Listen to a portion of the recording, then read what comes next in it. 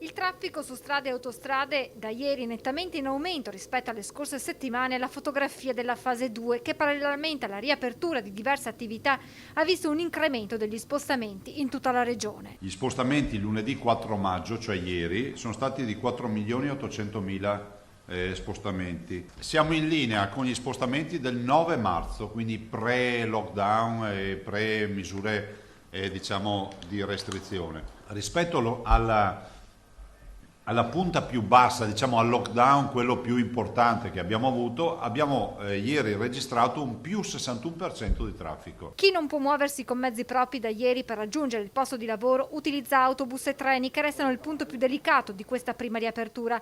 Le foto di bus con passeggeri in piedi pongono il problema dell'organizzazione del trasporto pubblico locale. Secondo me nel trasporto pubblico locale sono state messe delle regole per cui il sistema prima o poi imploderà. Perché è inevitabile, pensate alla riapertura delle scuole, tutto il paese a regime, come possiamo pensare di avere il triplo degli autobus e il doppio dei treni? Cioè, neanche se li ordini oggi te li mandano. Il rispetto delle regole resta fondamentale da questo punto di vista. Siamo molto preoccupati, ha sottolineato il presidente Zaia, che ha ribadito ancora una volta come si rischi, se i dati dovessero crescere in modo esponenziale, di tornare alle chiusure.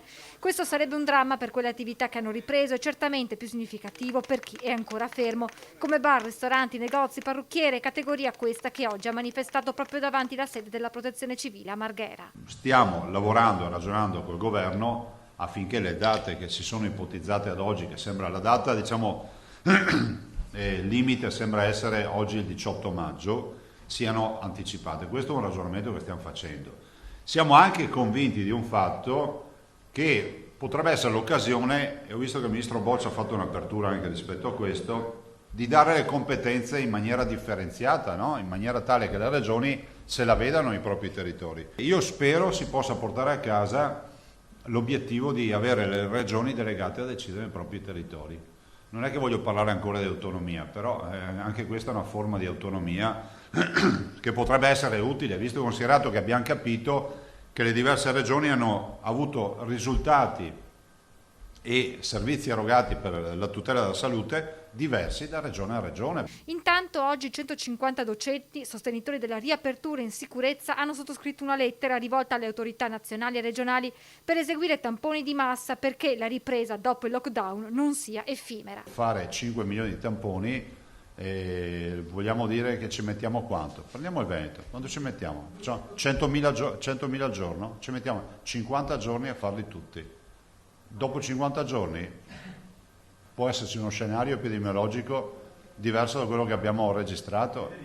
Io non sono il contrario, dico bene, bisogna avere una capacità di farli quotidiana. Varrebbe la pena anche di spiegare, se si firmano questi appelli, più che altro per non far credere ai cittadini che ci sono quelli che hanno capito tutto e quelli che non fanno niente, di spiegare anche operativamente come si fa a fare 5 milioni di tamponi in Veneto in maniera agile, veloce e con che tempistica, lo dico, ma lo dico non come polemica. Zaia è poi tornato sul tema elezioni. Stamane audiziona alla Camera del collega della Liguria, Giovanni Toti, che ha portato le istanze dei governatori delle regioni che quest'anno andranno al voto, ribadendo la richiesta di poter andare alle urne nella finestra estiva di luglio. Le regioni, a differenza delle amministrazioni comunali che dovranno andare a voto anche loro, hanno qualche incombenza in più.